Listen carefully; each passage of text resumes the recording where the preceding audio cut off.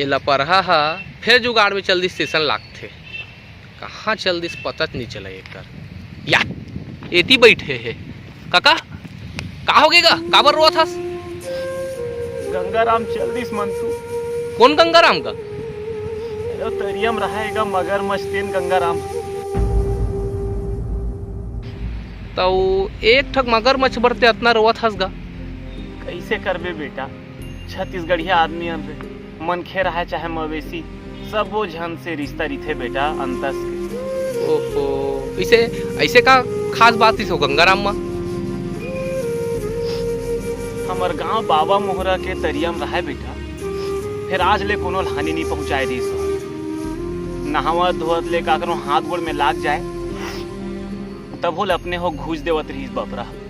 नाव लेते इस गंगाराम की के त चूप ले मुड़िल निकाले तरिया ले, अब दार भात जेन देते बड़ चावस खा लेवत रहीस। गांव के जम्मो झन से आत्मी रिश्ता बन गए रहीस बेटा। एती उती घूमत देखा त कोनो रहा तरियम लान के छोड़ देवत रहीस बपरा ला।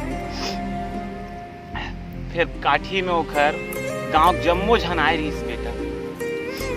फिर ते बता रे कैसे आ रही सेती? कैसे करबेगा, आजकल ऐसन भैया कहाँ देखे मिलते, फिर जवैया ला कौन रोक सकते। ले कहीं नहीं होए, भगवान ओकर आत्मा शांति देवे। ले चल खिलावन तोला अगोरत।